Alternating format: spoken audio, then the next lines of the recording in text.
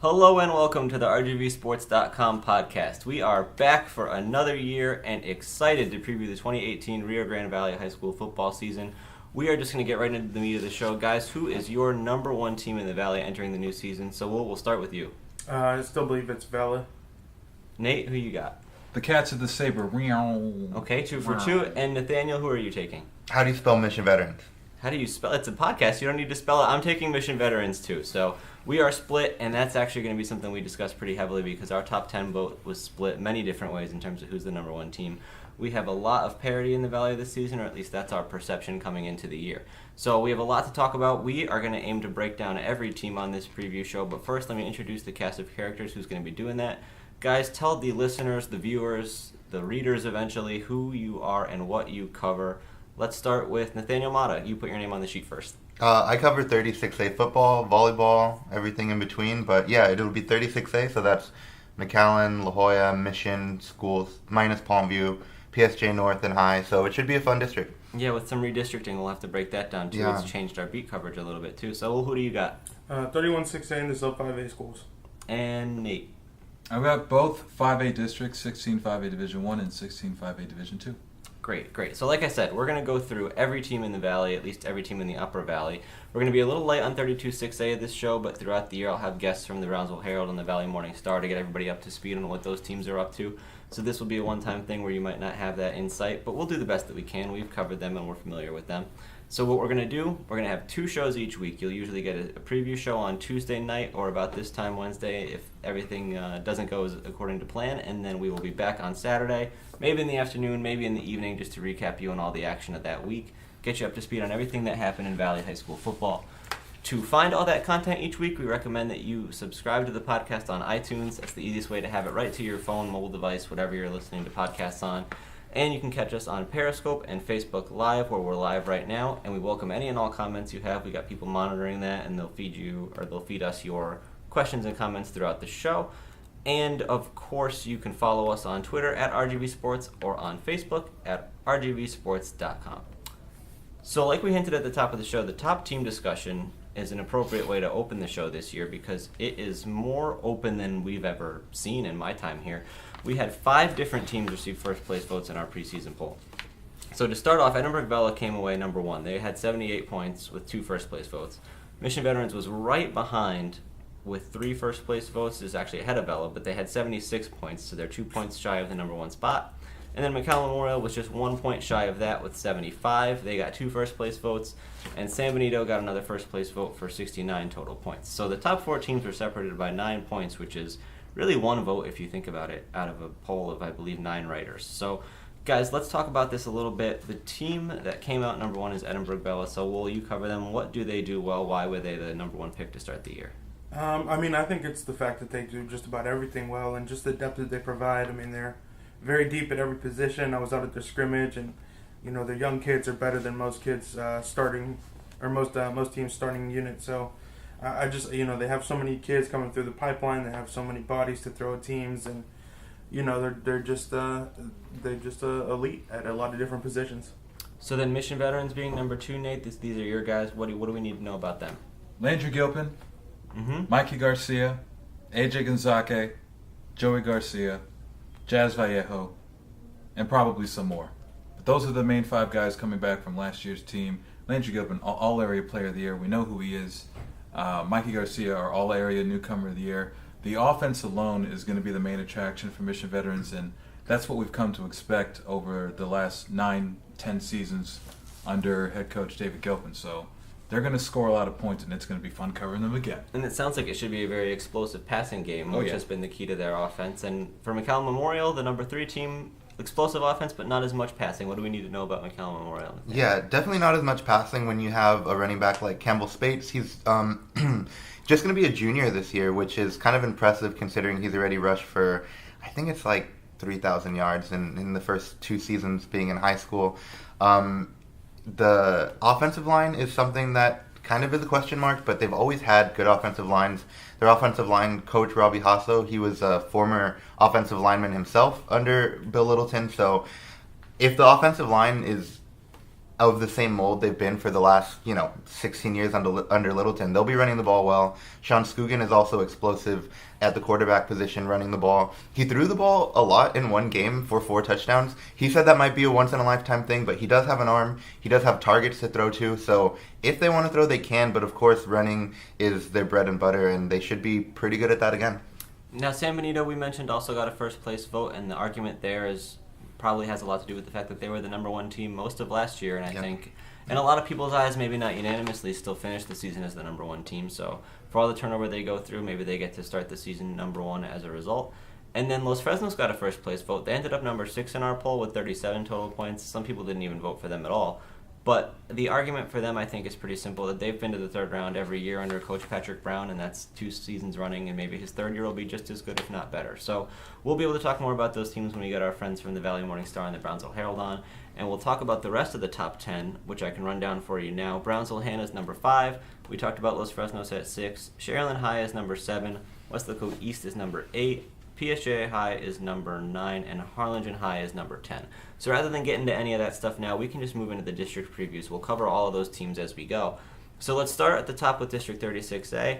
What we're going to do for each of these is we're going to run them down in reverse order of how our writers picked them to finish. And if you want to see that order in particular, if you want to learn more about each team, you can pick up the Monitors Football tab, which should be out Thursday. We have district-by-district previews. We got some features in here. If you like Fortnite, we got a lot of that for you. So there's plenty of good stuff in the tab, and we're going to break it down in the order that they were picked in said magazine. Yeah. So Nathaniel Mata, we'll start with you in District 36A. At number 8, you had McAllen High. What can you tell me about them? Well, McAllen High does lose some talent. They lose Gunnar Henderson, and they lose Roy Guterres, but they also aren't going to have Aaron Nixon as quarterback, and he had a pretty strong year as a sophomore. He came in around the district season time. He threw it well. He ran the ball, but he's going to focus on baseball this year, so it'll be Brian Garza at the helm. He's a junior quarterback. The thing about this district is from 8 to the first playoff position and 4, it is really up in the air. But I feel like McAllen High had a lot of question marks last year. They won a game against Palmview and a game against Mission High to get into the playoffs. But I feel like a lot of teams have improved, and there's just a lot of questions for Mac High. The strong thing, hopefully for them, is that their defense returns a lot. It was a defense that gave up a lot of yards and a lot of points last year. But if those players can shore up, on defense, then maybe they can, get into that middle of the pack, but I still feel like the top 4 is a little too tough for them, and even the teams in front of them just have better tools and better. I don't want to say talent, because McAllen High should have the talent, but it just hasn't been put together just yet. But you never know with this season, but I just feel that they're the 8th team. Yeah, we're really not used to seeing McAllen High down at the bottom of the rankings, but they've struggled the last couple of years, and that's how they end up behind a team that traditionally even struggles to get numbers in their program, and that's number 7 with La Jolla Juarez Lincoln. What do we look for from them this season? Yeah, Juarez Lincoln, they do return some important positions. Quarterback Efren Martinez, running back Albert Martinez, and they should have some more tools to throw to and to have running besides just Albert. I thought that they might have taken, a bigger leap last year. They were pretty disappointed to not have gotten to the playoffs. They had a Week 11 bye, and that was rough because they had a strong start. They should be a solid team, but like I said with Mac High, there's just so much parity between 8 and 4, I want to say. They can win some games, but it's just head-to-head against Mission High and against La Jolla High. Even PSJ North, I feel like they might have the lower footing here, I guess. But if Efren and Albert can be a dynamic duo, they're brothers, they have the chemistry, maybe they'll surprise some teams. But I just feel like they won't take that step forward that they almost did a year ago. And then at number 6, Mission High, do we have some excitement there as Coy Detmer continues to try to build the program forward? Yeah, a lot of excitement here. And for a while I thought they'd be, a playoff team for sure. But I think that I don't want to give them all of that credit just yet. They still need to win some big games and some big moments. Last year they were, right on the precipice. They lost the game at the end of the season that kept them out. They do have an exciting quarterback battle going on. Jeremy Duran's a freshman. Jared Cortez is a senior transfer in. And of course Damian Gomez was their starter last year. And I was really impressed with his arm. He could throw it pretty deep. He has some receivers that can get underneath the ball, but apparently the Jeremy Duran that's coming in as an incoming freshman is really, really talented. He'll challenge for that starting spot. I think he had about 3 touchdowns in a scrimmage the other day, so he might even be the number 1 starter, but there's depth there. There's depth at the running back position between Moranta and Andrew Maldonado, who also plays linebacker. So they have tools there. I wouldn't be surprised to see him get in the playoffs, but like all these teams, I also wouldn't be surprised to see them as that first team out. I have him at number 6, but I wouldn't be surprised to see him as that 4th team. Yeah, that's a case for sort of how much unknown there is at a lot of different teams at this time of the year, which is going to be the case for everybody. But with La Jolla High, I think we are pretty comfortable with who's going to get the ball, a bulk of the carries there. Tell us a little bit about La Jolla High at number 5. Yeah, they have Eddie Villarreal, and he ran the ball so many times last year. I believe it was in the 200 carry range, and he's just a bruiser. And as a sophomore, he was tough to bring down. He was tough to tackle. Teams knew what they were getting, that he was going to run the ball 30, 40 times a game, and they just couldn't stop him. Hopefully, they have, a little bit more options on offense so that he's not, relied on in that way. But he showed that he's able to do it. He showed that he can carry the workload. I saw him a few weeks ago for our 2-a-day coverage. He's bigger, he bulked up, and he was always, a big type of back, but it just looks like he's even stronger than ever. So look out for him. Their defense is also their key. They allowed the least points in the district, I believe. So La Jolla High should really be strong on defense and running the ball. If they could add in more, flair on offense, more options on offense, I think they could definitely challenge to break in. Do you think a team like that, where you feel like you kind of know a lot of what they have going on, is more or less likely to break into the playoff picture than one of the teams you mentioned before them? I think since they have such a good defense and such a good run defense, it's okay that you expect to face a good defense, because every team expected that last year, but they just weren't able to, score the points they needed to. They beat McAllen Rowe and they beat Wattis Lincoln last year. Those games looked like they were going to go the opposite way, but their defense was just stingy. They didn't give up too many points. The games were, 10-13 going into the third quarter. Just games that, that they muck it up and they just pound the ball to Eddie V, and if he could keep the chains moving, they could really be a strong possession team. So even if you know what they have coming, it's still tough to stop it, unless you bring in, a passing offense, which is something that we will see at number 4. Yeah, getting into the group you have picked for the playoffs, we start with PSJ High. Yeah, PSJ High threw the ball really well last year. They were in 31-6A, and I think the only thing that's a question mark is, was it a product of the district that they were in, or a product of just being good offense? I think it was a little bit of both, but maybe the weak district did kind of pad those stats for Trey Guajardo. He does lose a really talented receiver in Nathan Sanchez, but he still should have some tools to throw to. Their big question mark is the running game and their defense. If their defense gives up a lot of yards, I could see them slipping out of the playoffs just as easily as they, hop to the top of our, rankings last year. They were a really surprising team, but I think a lot of people could be surprised when they take a step backwards if they can't, defend all these heavy run teams in the district. So there's a lot of question marks for them, but having Guajardo back, having his cousin Marco Guajardo back, they have some good defensive ends. I think they should be a playoff team, but like I said, it's really a question mark from 8 to 4 for me. Given the strength of Trey Guajardo, I was surprised to see them behind PSG North at number 3. What do you like about them? Yeah, PSG North, I really was surprised when I went out there. I saw their kids, and they looked big. They looked like a team that wasn't 2-8. They were 2-8 last year. That was a big surprise, but looking a little bit deeper into that 2-8 record, 6 of those 8 games were one possession losses. Coach Kaufman said that 7 of those 8 games were really close going into the fourth quarter. So it's not like they didn't lose this many games, but they didn't lose these games by wide margins. They weren't out of all of these games. And all these players come back. They bring back Arturo Beltran at running back. Isaiah Rangel is their quarterback. He comes in from Edinburgh North. So they have really 2 talented skill position guys. And then on defense, they just bring back a big cast. They have Reyna coming back at linebacker. They have John Sanchez coming back at safeties. There's a couple of safeties and DBs that return. It's just such a big returning group of guys that really can't feel good about their season last year, but know that they were right there. I think they should beat a lot of these teams that are kind of like on the bubble. I think they'll be better than them for sure, but they have to prove it on the field. But as far as the tools in place, they're all there, and I really like what the Raiders bring. McAllen Rowe is then in at number 2. They had a pretty strong year last season. What do you think they can do to build on that? Yeah, Rowe does lose Adrian Bernal. They lose some seniors, but what they bring back is what I really like about them. They bring back Jonas Ortiz, who was really thrust into that starting position as a sophomore, and he ran that run and gun type offense, and it's more run than it is gun because they run that sweep a lot. It works really well. They have players in position to run that sweep again, just quick guys.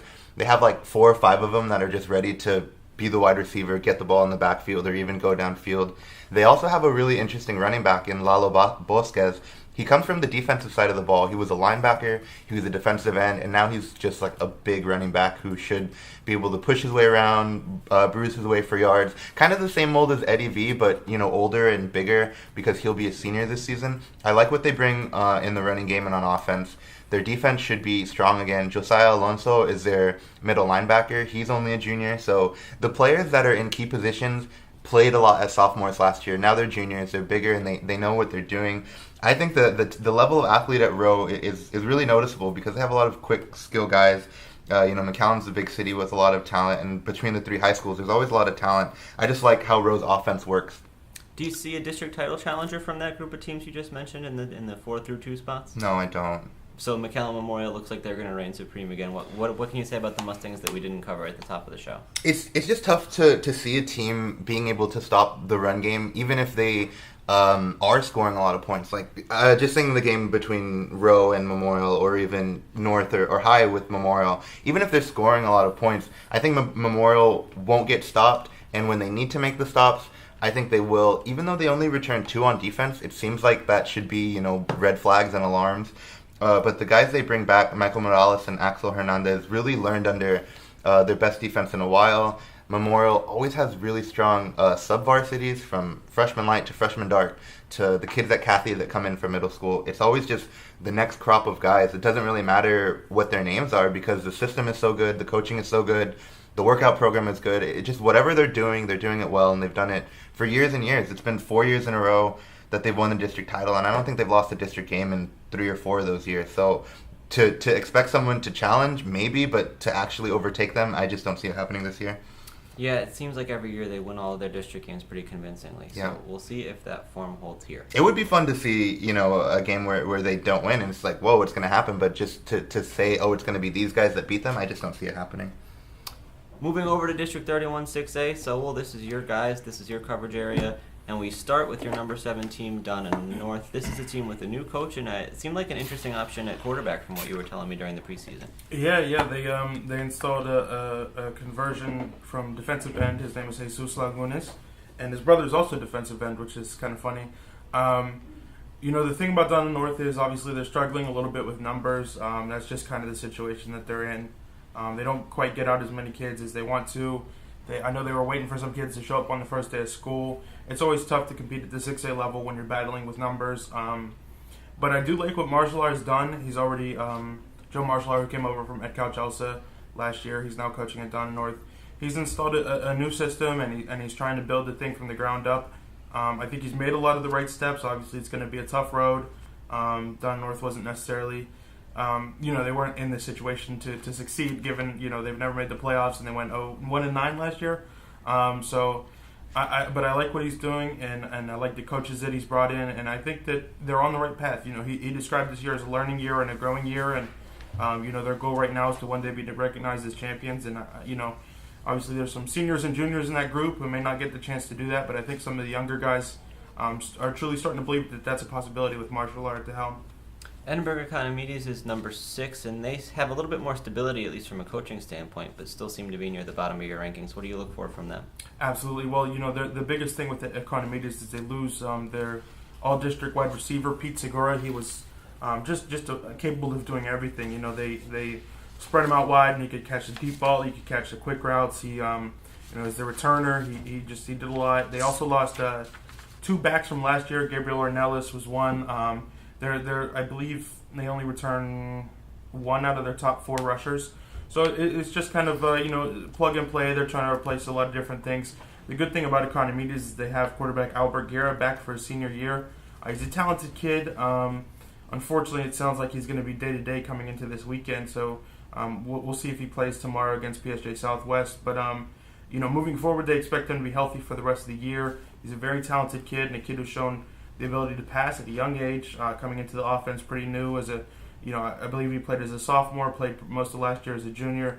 So I think in his senior year we can expect him to take a step forward. I just wonder how many kids he'll be able to throw the ball to.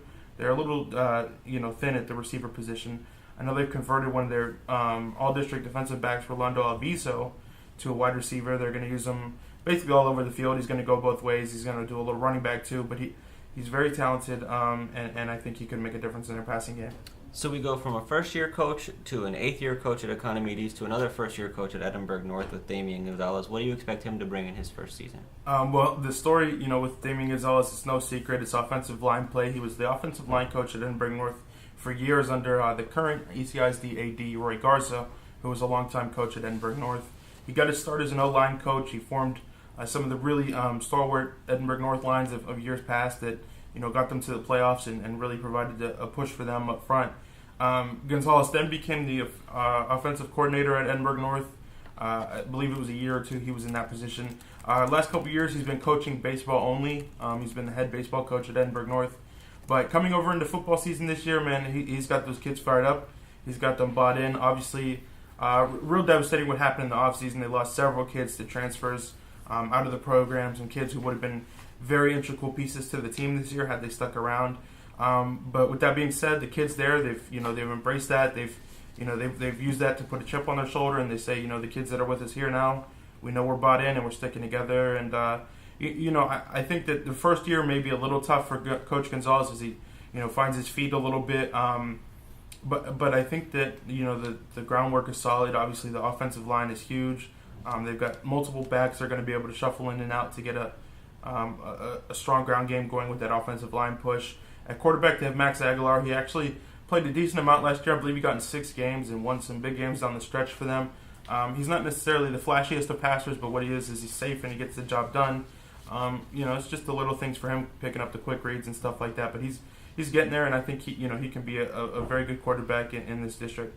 We have significant concerns then with every team on this list that we've talked about up to this point, the 5 through 7 finishers. Do you see one that could break into the playoff picture from that group? It's funny. I almost think that any of the three, I definitely think the 2 Edinburgh schools could, and I think there's an outside shot that Don North could, but that's mostly because I think position number 4 is pretty wide open. I think the first 3 spots are pretty well locked down, but that 4th spot I think could be any of the bottom 4 teams. So we'll see who shakes out there. Yeah, even Donna North? I believe. I mean, it would take some crazy things happening, but there are ways that I could see it happening. Let's talk about that number 4 team then, Weslaco High. What's going on with them in the second season for Michael Salinas? It looks like a lot of things are improving. One of the things the kids wanted to talk about is their understanding of the system. Now they've learned the offense. Now they've learned the defense. They understand what they're supposed to be doing.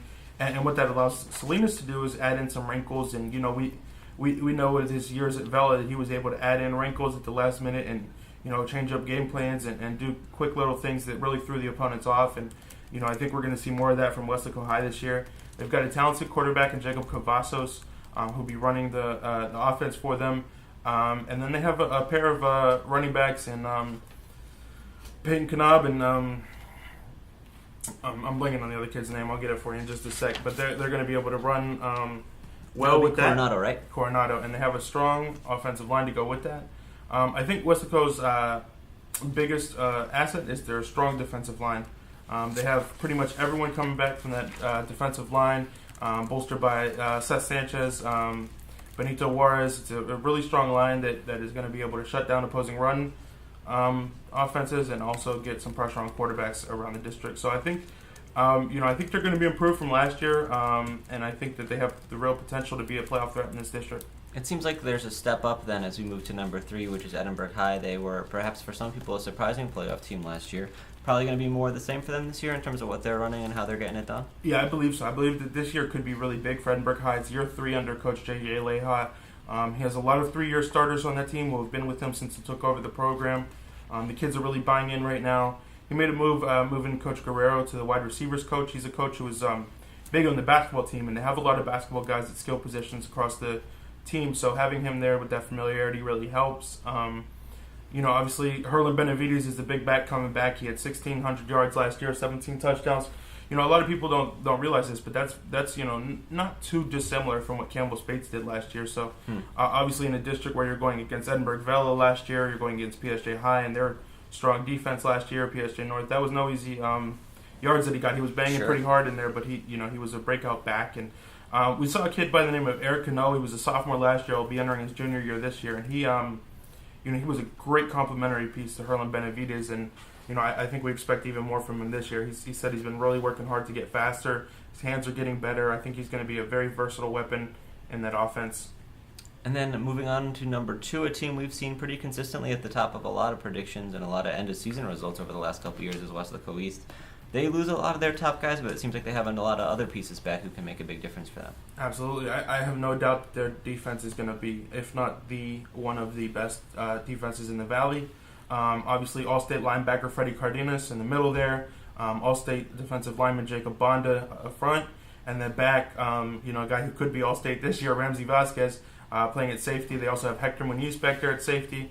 They've got a ton of talent on the defense, and I think that it's going to be hard for anyone to move the ball against them. Exciting on their offense, obviously, of course, the big 3 from last year graduate, which is, obviously sad to see those guys go. It was a huge era. J.C. Vargas, Richard Lefevre, and Roy Pedraza. They were so versatile, so talented, explosive offense, so fun to watch in those playoff battles against Cibolo Steel the last couple of years. The offense is a little bit different now, but we're going to see a lot of similar things. A lot of their top rushers from last year who got chances when Roy Pedraza got hurt, they will be back. Josh Gonzalez leads that group. And then at quarterback, it's a kid coming in kind of an unknown. His name is Antonio Cedeno. He's originally from Mexico. He joined Weslaco East last year in his junior year, played on JV all year. The thing about this kid is he's got height and he's got athleticism. I believe he's 6'2", 6'3", maybe. And he's a quick, he's a good passer. The thing is just, understanding the speed of the game and the offense and things like that. So it's going to be interesting to see how he catches up to that game and how comfortable he gets in the offense. Obviously the JV experience last year was huge for him, but it's a different speed of the game at the varsity level. So it'll be interesting to see how he plays out in that aspect. The other exciting thing, obviously, J.C. Vargas the last couple of years, Sierra Rojas before that. Coach Bergen has always liked to have a weapon like that, someone who's versatile and can do a lot of different things in the running game and the passing game, someone who returns kicks, someone who he can stick out there on defense to get, maybe a key interception late in the game. I believe he's going to use Ramsey Vasquez more in that role. He says that Ramsey Vasquez is a defense-first player, but we were going to see him a decent amount on offense. I believe the quote I got from Coach during the preseason was, if I could play him every play, I would. So I'm excited to see what we see from the junior, Ramsey Vasquez. He's obviously super talented, at a breakout year last year, 6 or 7 picks, scored on a couple of them, returner as well. So I think he's going to be really exciting to watch and electric for that Weslaco East offense. And going back to your previous point, you have Cedeno here at 6'4", so another big quarterback at East to replace Richard Lefevre, who did a lot with that size last year. But will it be enough for them to challenge Edinburgh Vela for the number 1 spot in this district, or do you see another team that can make a play for that position? Well, I think it's really gonna come down to the wire here. I expect both East and Vela to run the table up to that game that they have the last week of the season. I believe that should be the game of the year. It's going to be a real cracker of a match, and I think cracker of a match. Nice. It's going to be exciting to be out there. So I think I would handicap Vela if we know who's going to win the district before that game. If it gets to that game, man, I think it could be 50-50. Is there anything you want to add to the conversation about Vela? We talked about them at the top of the show, but obviously they have a lot of strengths. Anything we need to touch on? Oh, yeah, absolutely. No, I've got a lot. I went light at the top so that I could go deep here. But, I think obviously the biggest thing is Nathan Garcia's gone. We know what happened over the summer, so their quarterback situation right now is a little bit in flux. Not really. I mean, they know who their starter is. Their starter is AJ Sotelo. They've named him their starter in spring. They stand behind him firmly, and he's a talented kid. He played at South Middle School. He's part of that FBU group. He also played baseball in the spring for Vela. Spent his whole freshman year on the varsity roster, so he didn't get much playing time, but he got to practice with the boys. He got to know a lot of the guys, and there's a lot of crossover between that baseball team and that football team, more than you would expect and more than most schools. So I think that was a really beneficial experience for him. And he ran the freshman offense last year and led them to undefeated district title season. So I expect a lot from him. But the reason why we say that there's any cloud of doubt over this is because they have so much talent behind them. Between Frankie Zuniga, who's a kid who came over from Edinburgh North, had a 70% pass completion through 3 games before he got hurt last year. Was looking really impressive running the North offense. So he's a threat at any moment to take over a game. And he's a senior guy, a game manager, a kid who really knows how to run a game. So I think should there be any rocky moments, Frankie Zuniga's the guy they might look to for some stability in that situation. Now, as far as the skill position goes, obviously losing Brandon Guzman is a huge blow to that team. He was their leading receiver last year from the slot receiver position. He was one of Nathan Garcia's favorite targets. He was always the guy you could target on 3rd and 7 because you knew no matter what he was going to catch that ball. So to replace him, what they've done is they've taken Daniel Enriquez, who was the standout sophomore safety last year. He's moving over to the offensive side of the ball. He's going to be in the slot position, and I think that's going to give him a huge dynamic.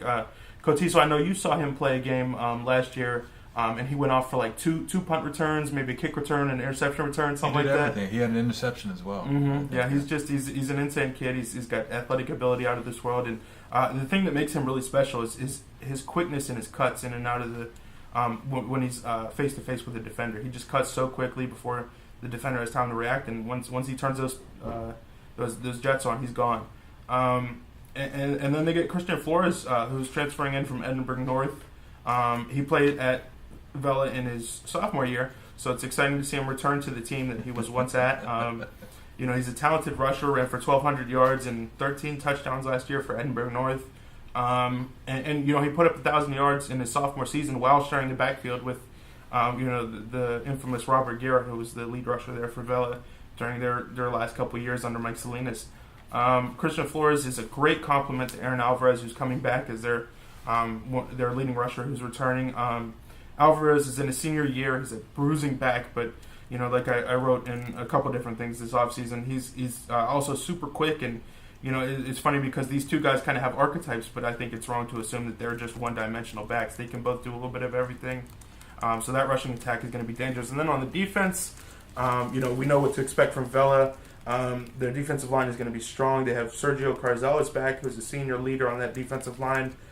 They also have Jamar Taylor is the new wide receivers coach who just came over from PSG High. And he's a talented coach who's switching things up. But what he also did was brought in, I believe it's his nephew, who's a defensive lineman as well. And I saw him in the scrimmage against PSG High, and he was just giving the PSG High offensive line fits. And he was sometimes lined up at tackle, sometimes lined up at D-end. But I believe at that scrimmage he was the tallest player on the field. He looked like the biggest player on the field. So I expect a ton of stuff from him. Just one quick question from Facebook. Leroy Moya is asking, did Jamar Taylor's nephew get cleared to play for Vela? If you knew anything about that. I actually don't know that for sure. I know that it was up in the air, and I haven't heard the official, but I was kind of working on the assumption that he would get cleared. It'll be interesting to see if he does or not. Whether he does or doesn't, it's crazy how many pieces Vela has to begin with, and that they could potentially be adding more people to the mix as the season progresses or at the start of the year even. Mm-hmm. Absolutely. A lot of good stuff to look out for them there. So then I guess we can shift gears and go down to the 5A level, where redistricting has sort of thrown everything for a loop. It's a lot different landscape than it was last year when we were broken down in 31 5A and 32 5A. Now we're all 16, but we have a 5A Division 1 and a 16 5A Division 2. So let's start with 16 5A D1, Nate, and your number 10 ranked team in this 10-team district is Brownsville Porter. Let's all take a breath, because what we're about to do is run through 17 teams. Correct. Over 2 districts. I put Brownsville Porter 10th, and it felt easy to do that because Porter had gone winless last season, and they went winless the season before. A lot of last year's team were very young, including their quarterback, Kevin Garcia. Kevin Garcia just being thrown into the fire, see what you could do, kid, kind of thing. And, well, with Porter and as we're about to talk about with Southwest and Palmview, these are the 3 teams that are entering this district without winning a district game in 2017. So these next couple of teams or so, it felt like, I feel like Southwest is going to be 9 and Palmview is going to be 8. We can go ahead with that. Well, yeah, so Southwest then, at least I always like to think that there's cause for optimism when coaches talk about changing up the way things have been done, bringing in a new system, or just tweaking something from whatever it was that wasn't working the year before. And it sounds like Southwest is doing that entering this year. It did that with the offense. Mike Evans came over, formerly the defensive coordinator with Brownsville Veterans. He wanted to bring the spread attack to FAR and PSJ Southwest. The offense didn't take. They weren't able to find a consistent quarterback over the 2017 season. They went through 3 different guys, and now they believe they have their guy to lead the option attack. Excuse me, that's Jalen Galvan. His father is the offensive coordinator with the Javelinas. They'll also bring back running back Brian Acosta, who were both on that freshman team at PSJ Southwest that actually won a district championship, the first of any kind in that school's history. So they're hopeful that continuity there is going to take their offense from what it was last year, which was a team that couldn't average 200 yards of offense at all last year. And Palmview, another team looking for that turnaround, like you mentioned. What's their formula to get it going? Palmview's going to run the ball like they typically do. They've got a couple guys back with Jalen Ibarra and Mario Ciampa coming back. The main focus, I think, for the Lobos will be their defense. They're going to be led by Freddie Flores, who was a safety on last year's team. He was the only Palmview Lobo to make the first-team all-district list. And when I had a chance to speak with him during their scrimmage against the Hidalgo Pirates a couple of weeks ago, he was dealing with a little bit of an ankle issue, but he said he would be back for week 1, so that's going to be huge for them. One thing, after talking with Margarito Requenes, the head coach at Palmview, after the scrimmage against the Pirates, was they need to improve on some of the fundamentals of the game because while they are experienced, one problem they had last year was fumbling the football. And from my count, from the stats you sent me last year, Nathaniel, they fumbled the ball 22 times in 10 games, and in that scrimmage alone, they fumbled it about 4 or 5 times that Coach Requenes was working. Coach Requenes had noticed during that scrimmage on that Friday morning and into afternoon. So Palmview is very much a work in progress. So my question out of these three, why do you order it this way? Do you feel like Palmview's furthest ahead in their, I don't want to say rebuild, but in improvement? Is Southwest the second and Porter the third, like the longest way to go? I see Porter as the longest way to go. The crazy thing about the Cowboys is, they've gone 0-20 the last 2 years, but they made the playoffs 3 years ago. That you can't even really fathom that. 2015 was the last time they played November or mid-November football. With Southwest, I figure since they're going to that option attack, that was something that guys like Brian Acosta and Jalen Galvan had run when they won a freshman team a district championship. So that familiarity there puts me under the assumption that they'll at least be improved somewhat on the offensive end. And with Palmview, they've got a lot of seniors. And with Requenes' team, last year was the first year that they didn't make the playoffs. So while it was a bad year in it that they didn't make the playoffs or win a district game, I feel like they'll be able to win a handful of games in district competition, because I feel like last year's drop was a big drop, but I don't think it's something that can't be overcome with a couple of district wins in 2018. So that was my line of thinking with those three teams. And I'm actually really interested in the next team that we have here, which is Brownsville Pace, because unlike the 3 teams we just talked about, they had a pretty good season last year. They ended up making the playoffs, albeit at 5-6 overall to end the year. So what makes you think that the Brownsville Pace team that, again, is coming off a pretty decent season is going to be this far down the rankings in this district? I think they were that way because they had a pretty decent quarterback. Randy Aguilar for the Vikings last year threw 18 touchdowns and 12 interceptions. He was a welcome surprise on the team that was head coached by Danny Pardo in his first season. You weren't really sure how good of a coach he was, if he's going to be able to take this team to the postseason, and boom, they did it in year 1. So they'll be without him. They'll have Brandon Zapata, who ran for 700 yards and 10 touchdowns, coming back for his senior season. So I'm assuming they're going to be more run-heavy in 2018. But also, because of Zapata coming back, it didn't make sense for me to put them any lower than 7th, because they would still have that consistent force in the backfield that could move the line of scrimmage forward if they needed to. Sure. So then we move along to PSG Memorial. This is a team that the last couple of years has struggled to get it going, but here we are. They went 0-10, and then they went 3-7, and now maybe continuing to move up. The interesting thing is, around the end of the season, they had a game against Edinburgh North. They lost by a handful of points. Had they won that game, they would have been, and they would have won. Had they won that Edinburgh North game, they would have been in the playoffs, because they ended the year against PSG Southwest and ended up winning that game. So this team went from, like you said, 0-10 to a game out of the playoffs. And they have a lot of their offense coming back. The quarterback is back.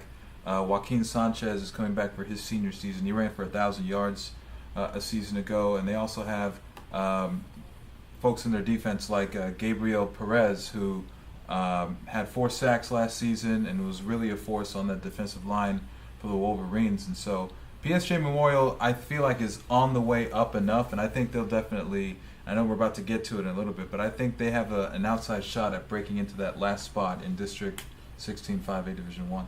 So you have Donna High at number 5, and they're coming off a 4-6 season, but it seems like they were kind of dealt a rough hand last year, and that might be a little bit misleading. They had their backup quarterback injured and out for the year, and then they had Hector Alvarado, I believe is his name, who was the starter, he got hurt, I believe, in the Ed Calchusa game, and he got hurt running into the end zone for a touchdown. So he got hurt in the middle of that game, and boom, he's done for the year. So they had to call up Alex Sanchez, who was a sophomore last year, and he had never played varsity football before. He was the starting JV quarterback for Donna High School a season ago. So he's learning things on the fly, and he's doing some things well. He's doing some things not so well. About what you'd expect from someone who hasn't played much of varsity football before. Went 2-3 as a starter, and I feel like from what Coach Leal had told me in the preseason, they're going to open up the playbook a little bit more.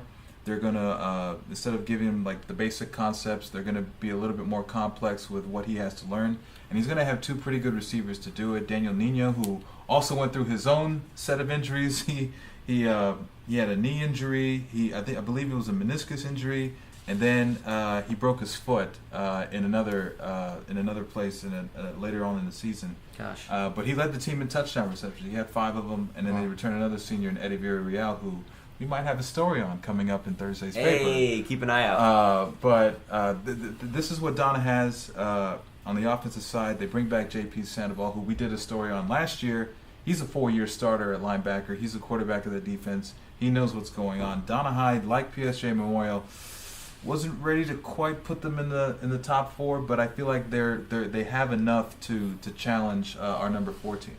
Which is actually going to be Brownsville Lopez, and I'm really interested to just jump right into this because I would have thought that Brownsville Lopez has, I guess they have reasons to be higher, they have reasons to be lower. Mm-hmm. You know, they went 8-3 last year, and they were considered one of the best teams from Brownsville. But then now we're talking about some coaching turnover, and I'm a little bit scared of how this team might look. So what should I be expecting from Brownsville Lopez? Yeah, I put them at 4. I wouldn't say almost reluctantly, but somewhat reluctantly. This whole offseason for Brownsville Lopez has just been crazy. I think crazy is the best way of putting it. Jason Starkey, who was a head coach previously, former NFLer, came down to Lopez, and they went to the playoffs last year. I was able to see them play against Mission Veterans in the bi-district round of the playoffs. He suddenly announces his resignation. He takes a job, I believe, in real estate in February. And the district sort of hems and haws, and then they decide, okay, we're gonna name our interim head coach, and that guy was Steve Marroquin, who was the former head coach at PSJA, and he was the offensive coordinator at Hannah in 2017. But you know, they weren't able to take off the interim tag, and I'm sure that's something that he wanted. He wanted to be the head coach, and he wanted to not have interim on the tag, and so he said, well, if you guys are not going to take the tag off, I'm going to go to San Benito. Now he's their OC. And then just several days before practice begins in August, Lopez and that administration give the job to Armando Gutierrez, who's a Brownsville native. His record at Dallas Sunset is not very good. Yeah, you could say that again. 1-39. 1-39 from 2012 to 2015. That's our guy. That's their guy. He's not mine. Right. The Dallas ISD school district reassigned him, and he was the athletic coordinator at some middle school in the Metroplex, and then he comes down here.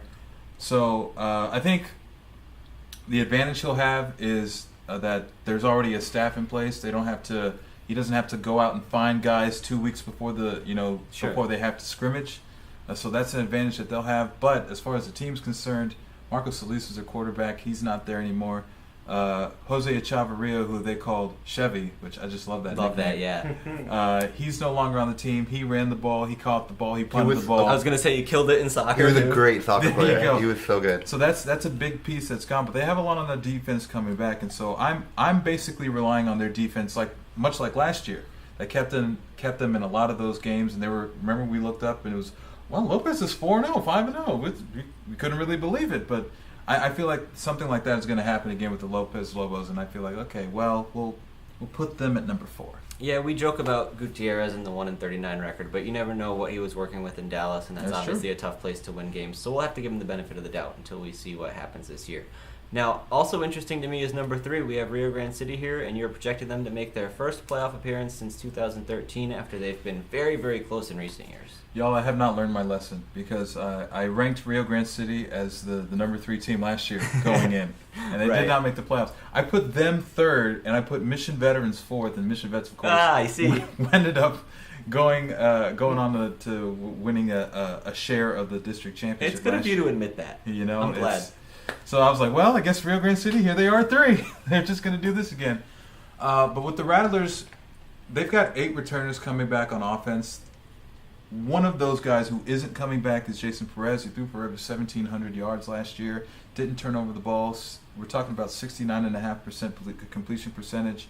5 interceptions on the season. Ran for 8 touchdowns as well. That's a big piece of their offense that's gone. So they're going to have 2 guys, Mario Garza and Adrian Gonzalez. They were the 2 JV quarterbacks who helped the Rattler JV team go 8-2 in 2017.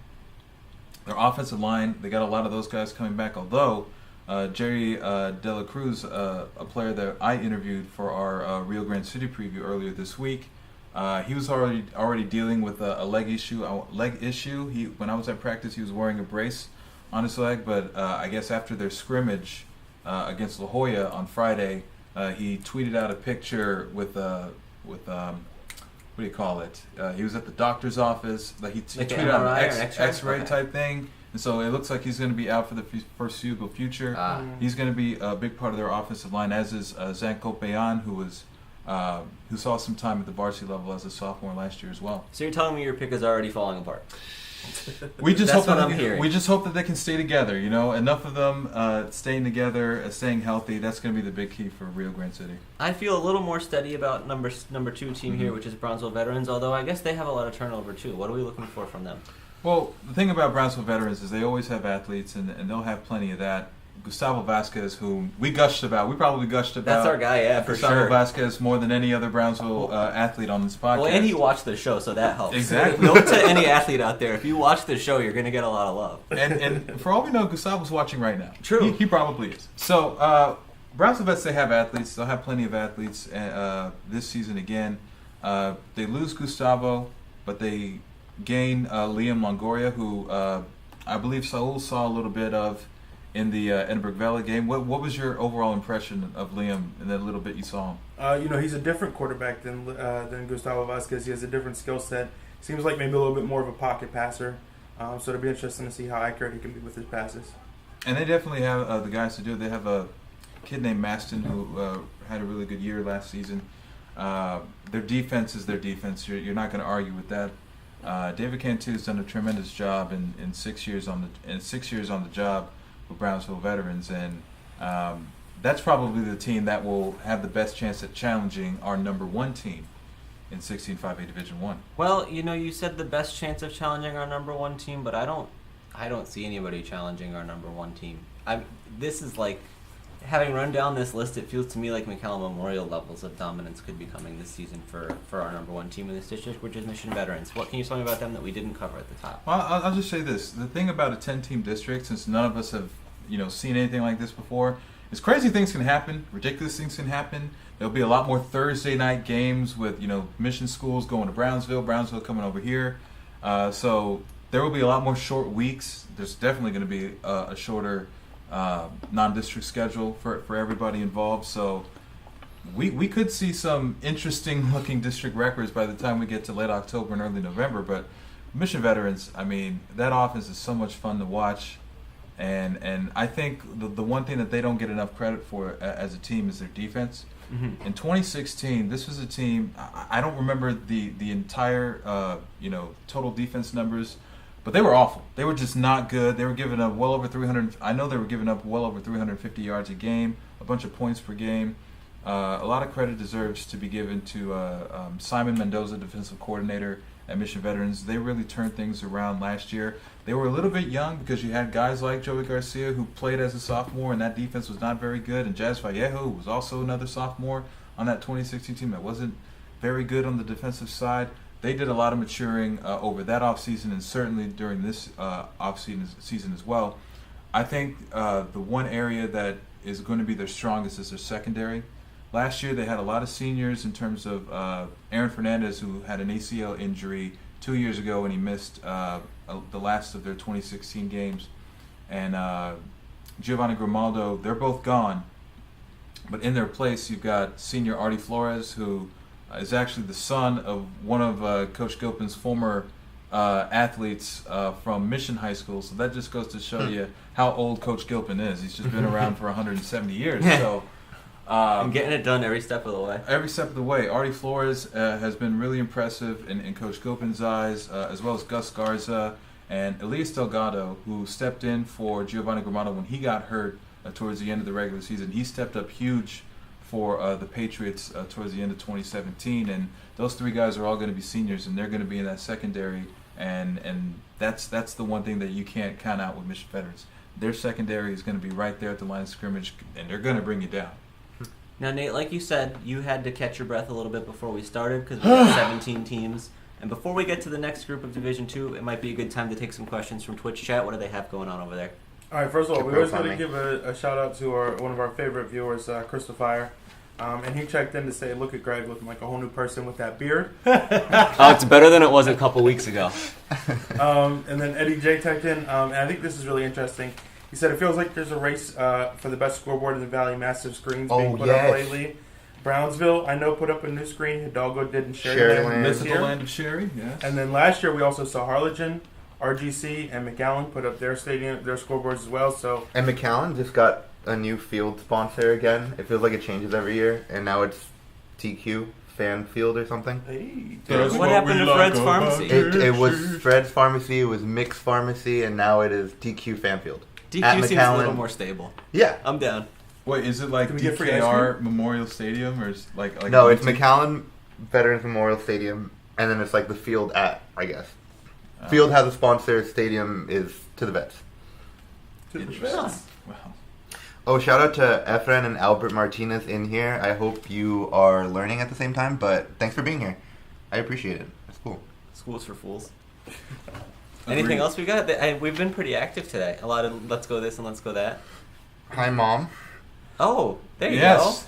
go. Mama Mata in the chat. That's a always lot of good. people want to see a little bit of love paid to 32-6A. We're not going to talk about them too much on this podcast, but we will point out that, while our brethren are covering them, we know that they're a strong district with a lot of teams who are going to challenge. I think we have four teams from that district in our top 10. So obviously we think highly of that district and we think it will be competitive, but obviously since none of us cover any of those teams, we're not going to talk too much about it today. We'll have that covered for you later in the season, moving forward. Yeah, we'll give you a little bit on those games, and during the year I'll be able to take phone interviews and put them into the podcast version of the show. It's a little bit tougher to get them on video just because we are in different locations, but we'll do everything we can to get you that content. I think we're going to talk about the games, too. For sure. We have one Facebook comment from Keaton Castilleja, and I hope I'm pronouncing that right. Apologies if I'm not. They ask, Jacob Cavazos is San Benito's quarterback. Does Weslaco's quarterback have the same name? Yes. Yes. Yep. They're Big both facts. Jacob Cavazos. It took some confusion, but... If you want more confusion, Weslaco also has a Jaden Cavazos, so I don't know what we're doing with that. We're done. It's over. It's over. This is going to be the thing that crashes RGVSports.com. We're never going to be able to recover. You shouldn't even say that. Game tracker is dead. All right, Nate, are you refreshed? Are you ready for 16-5 AG2? Yeah, let's dip into year, was it 2 or 3 of the Carlo I think Hine it's era? year 3 of the Carlo Hine era at Laredo Figueroa. This is your number 7 team in District 16. And, I gotta, if I'm putting myself in Coach Hines' shoes, and February 1st comes and you get the UIL packet, and you're the only Laredo school that has to go to the Valley, you're just thinking, good news for us, bad news for him. Come on, the UIL gods have shamed us. Are they all in? I guess the rest of them are in D1 or they're 6As or whatever. Laredo Martin has moved up to, I guess, 15 5A Division 1 with the other San Antonio schools, and Nixon's up to 6A. Wow. Nixon? That's right. Poor Carlo Hine. But his team's still going to be bad? Yeah, it seems going to be bad. Their lone win of the season came against Valley View, and that game was at Laredo Figueroa. The score was like 17-12. And that was the only game they won. So I remember the hype level of Figueroa Twitter that night too. Really? Yeah. They had a lot of fervor. Yeah. Oh dear. Best of luck to them though. Right. It is tough to play in that district. I didn't realize until right now that Roma and Rio Grande City are split out. Oh, but they're playing this Friday. Starr County Super Bowl. Week 1, yeah. Friday night. Let's go. All right, now let's get into something we know a little bit more about than Figueroa, which is Roma here at number 6. Roma had a couple of very good years under Coach Max Habecker, and now still trying to find their footing in a new era here. What do we know about Roma? I think they're going to be better offensively. What Roma had coming into the 2017 season was a little bit similar to what Brownsville Lopez is dealing with, but not so much with the head coach being hired 2 weeks before the season beginning. Coach Frank Villanueva did not have a full offseason to decide who he wanted to have on staff, so he was bringing up a lot of junior high coaches onto the Roma staff, and some of them are still there. But the offense was just completely not there. There were some guys that they were counting on, like Brian Garcia, who ran for well over 1,000 yards in 2016. He was a no-show pretty much in 2017, and I believe Jesus Villarreal was their quarterback to start the year. He was kicked off the team later on in that season. So now they've got some new faces there, but one of those constants that they will have at running back is Felix Gomez.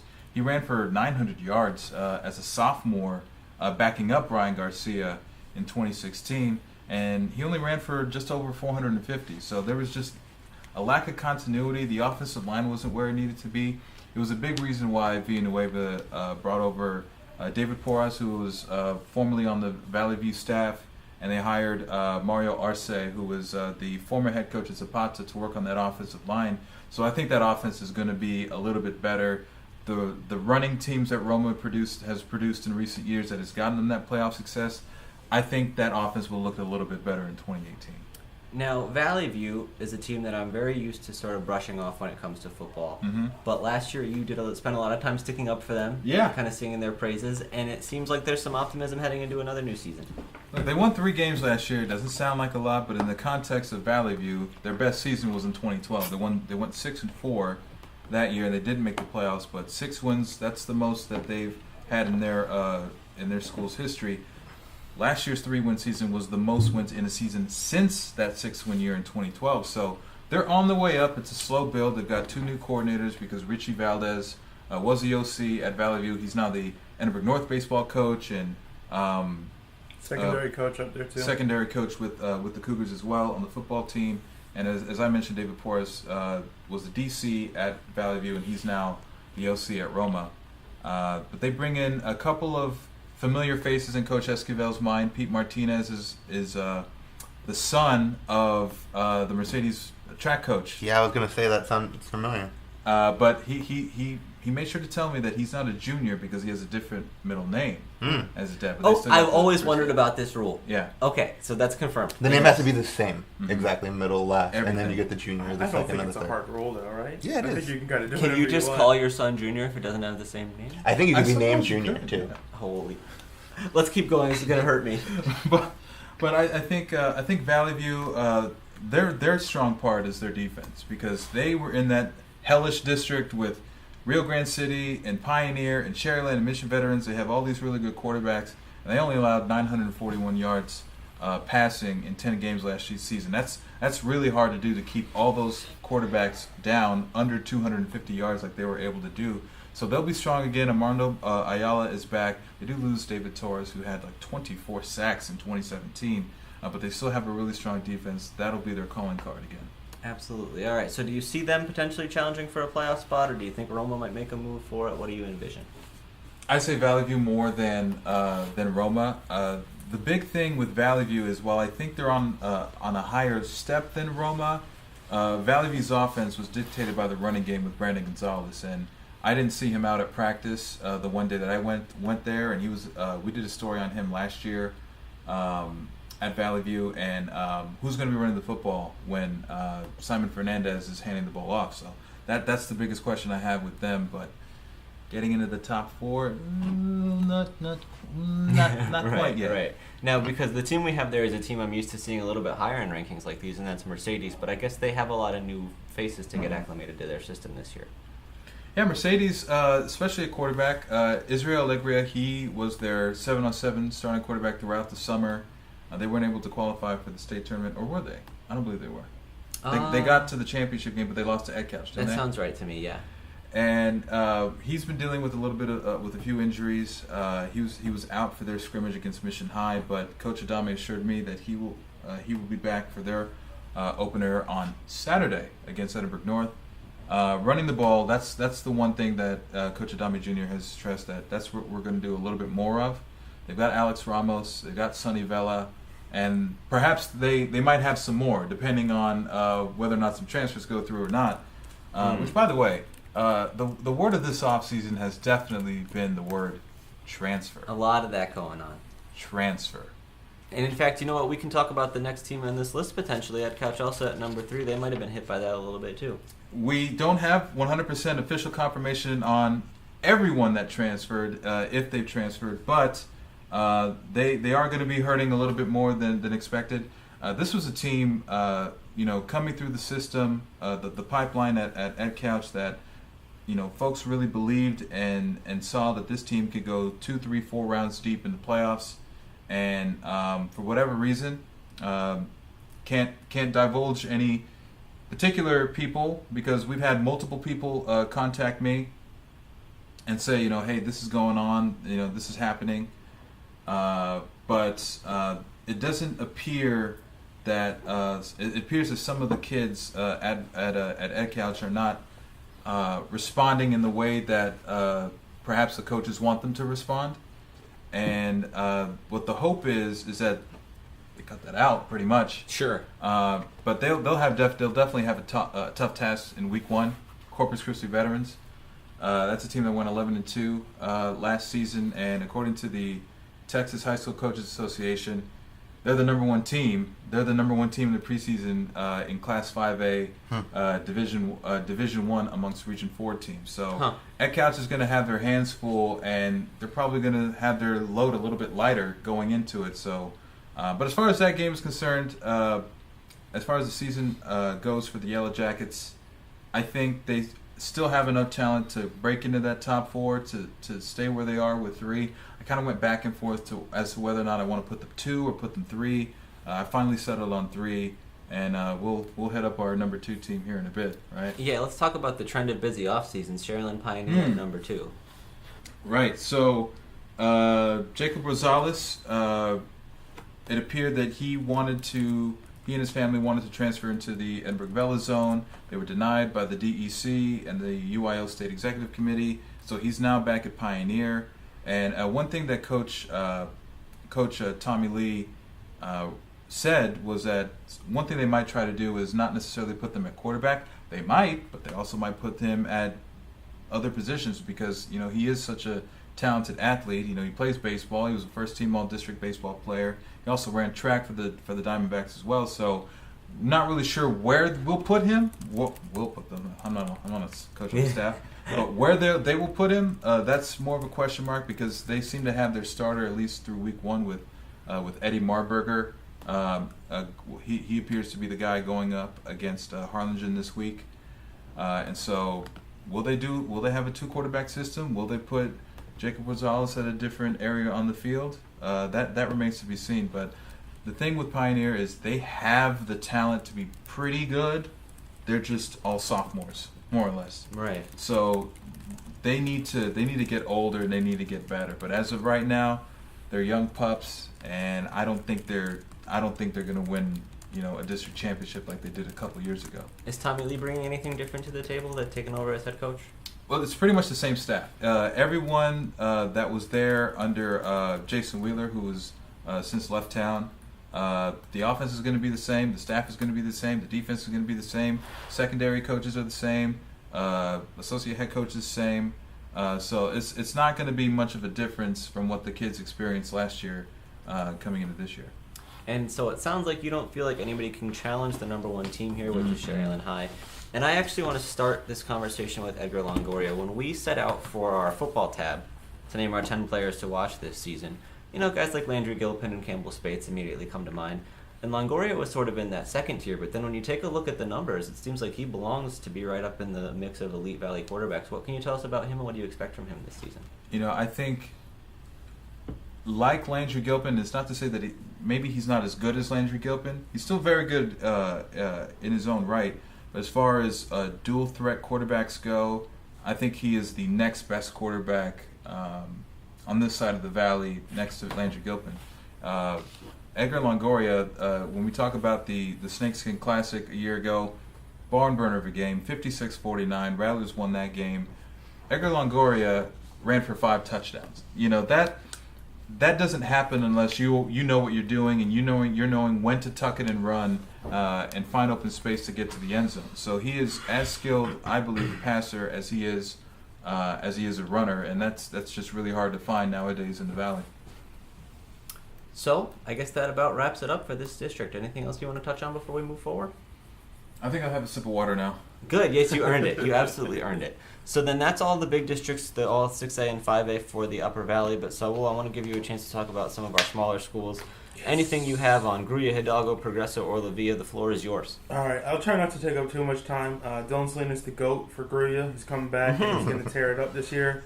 I believe every 4A team needs to be on notice. The Gators are coming for you. Hidalgo, I like what they're doing to come back. The players have really started to buy in on Coach Stomba. They got the new video board. The kids are hype. I think it's going to be a good year for Hidalgo. Playoff year, I think, is certainly a possibility. They're still growing. They're still getting better. They're still learning the system. But I like what they're doing. I like the progress they're making. And I think you can say the same thing about what's going on with over at Progreso with Frank Martinez, second-year coach, another one. And he's making some strides. He had a midnight madness where he launched practice this fall season.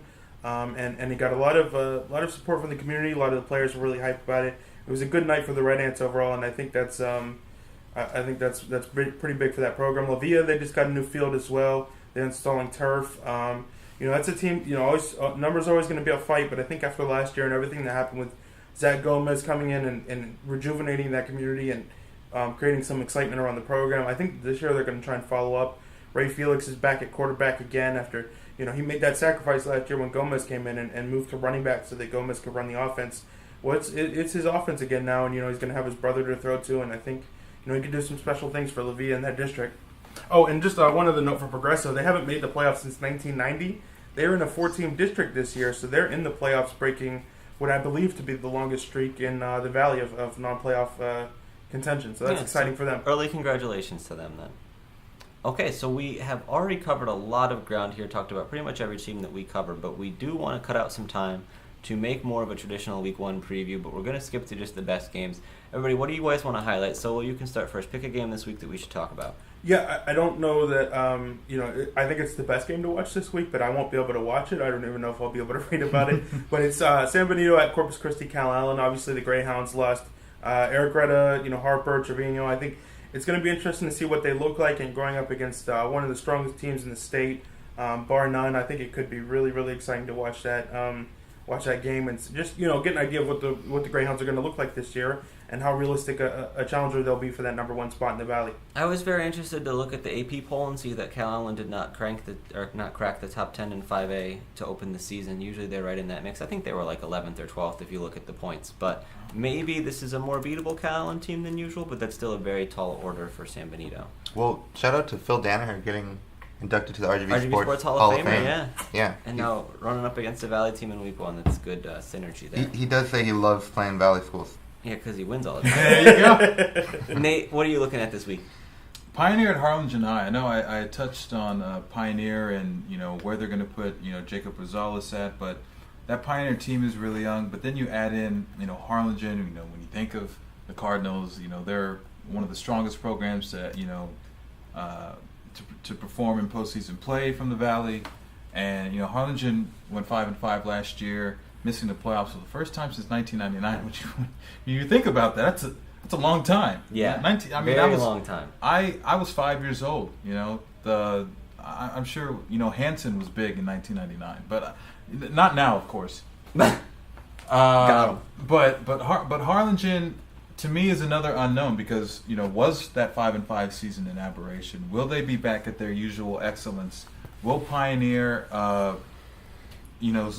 get their young kids together and throw the ball against Manny Gomez's defense in week 1? There's a lot of unknown to that game. So, however that game falls, I'll be surprised. Interesting, very interesting. Nathaniel, what are you looking at? Well, our game of the week is Mission Vets and Mission High. I think that Mission High should be surprisingly good. I don't know if they'll be as good as Mission Vets. I don't know if they'll be able to beat them in this game, but I think it might be more of a challenge and more of a shootout than most people expect, just how much talent Mission Vets has. Last year was an 18-14 win for Mission Vets, which Nate says wasn't the most entertaining of games, but I think this year it will be. I think this year there's just way too much offense for it to be that low scoring of a game. Even if both teams have a lot on defense, I just think there's too many tools for it not to happen. Yeah, it really feels like this game is closer than it should be every year. We look back at the seasons the last couple times around and thought this was weird that Mission Vets played this game this close, given how good they turned out to be. So maybe we'll be looking at more of the same. And you had another one you wanted to look at, too. Yeah, I really like the Thursday match between Weslaco and McAllen Row. Weslaco High comes to McAllen, so it'll be the season opener for both teams. I am really interested to see what year 2 of Coach Salinas' tenure at Weslaco High looks like. Last year I saw them in a couple of games. It looked like they had pieces. It was a team that was, still finding their way.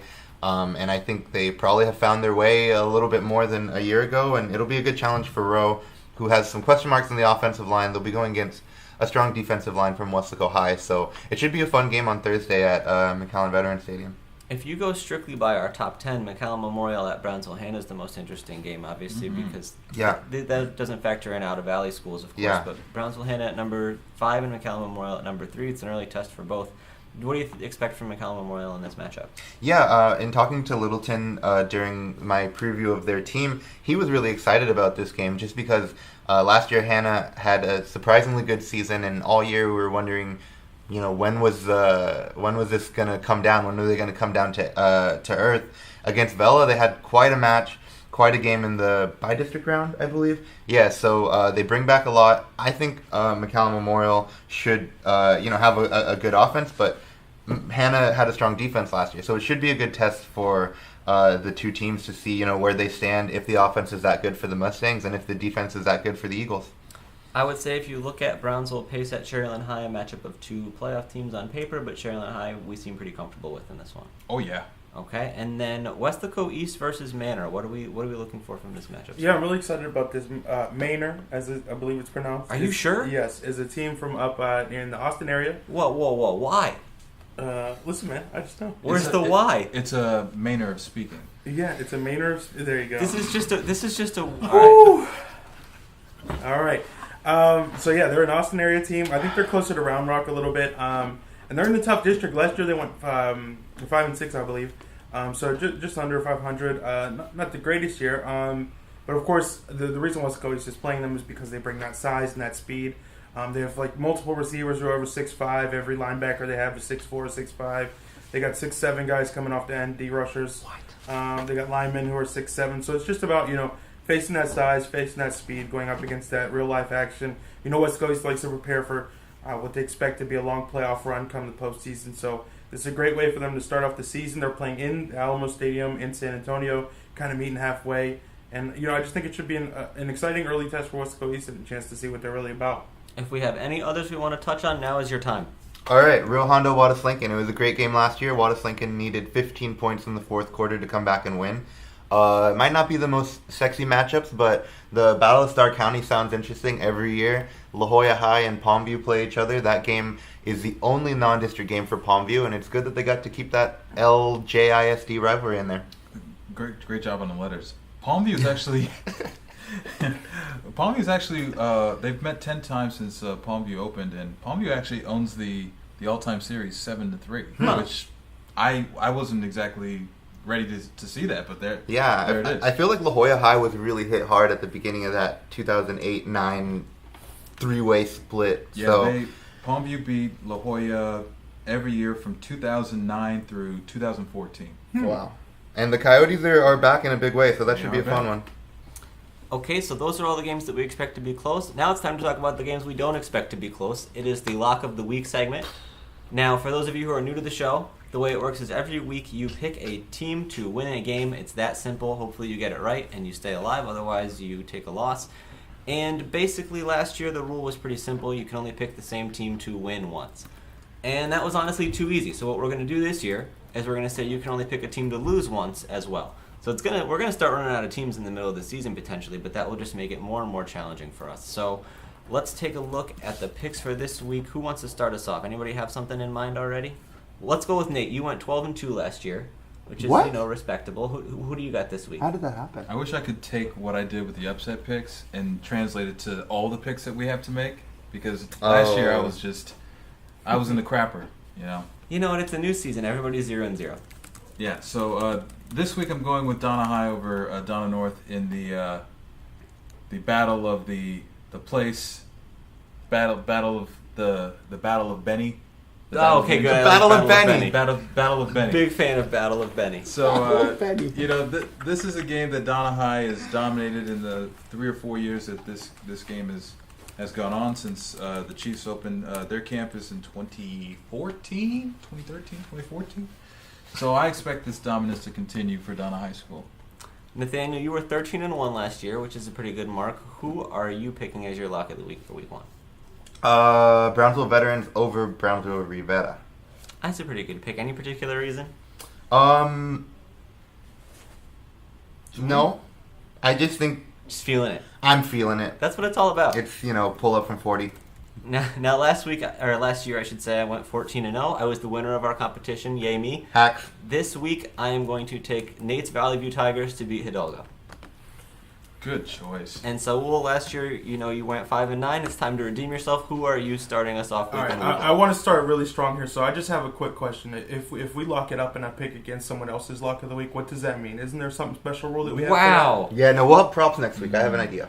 I thought we had a rule for this.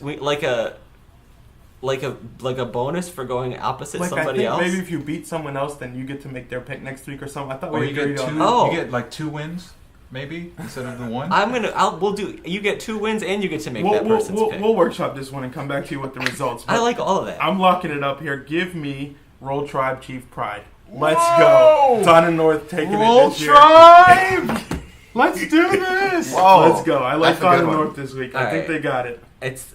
Some people think it's the upset of the week. That's fine. Century year. As long as you're having fun, that's what's important. To give the listeners something to get excited about. It's all about the people.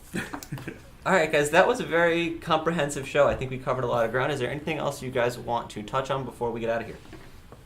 No? Okay, so then... I'll say one comment. Oh, yeah, let's get some comments. We What have, do the people say? Rose Rodriguez, she's a proud grandma. She's coming in from San Antonio to watch her grandson. Who her grandson is, that I'm not positive. She's asking about the Mission Eagles. Yes. Yeah.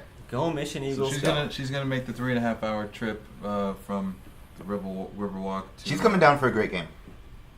She'll get one. I like that. All right, any other comments from Periscope or Facebook we want to address? I think we're clean. All right, well, if you guys want to get involved in that next week, you can find us on Facebook at RGVSports.com, and our Periscope link goes out through our Twitter feed, which is at RGVSports. Those are the best ways to get in touch with the show. Like we mentioned, this is going to be live, usually on Tuesday nights and Saturday afternoons if we can swing it. Maybe it'll be a Wednesday afternoon or a Saturday night. It just depends how it all works out for the scope of the week.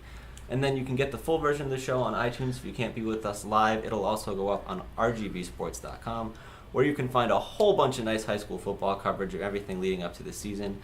We have a lot of stuff for you. Nate, what you got? We have breaking news. Andrew Maldonado, that's her grandson. Oh, okay, good. Hey. There you go. So hopefully he has a big game on Friday. And if you want to follow all the games on Friday, check us out on RGVSports.com. We will have our scoreboard page, which will be live updated throughout the night. The games these guys are at are going to have live stats and play-by-play. We're doing it pretty big this year, so keep an eye on RGV Sports for everything you need to know about high school football. We will be back on Saturday to get you caught up if you miss any of that action. Pick up our season preview football tab before that. And until then, thank you guys for listening. Happy birthday to the late, great Michael Jackson. Happy birthday, Mikey. We miss you. We love you.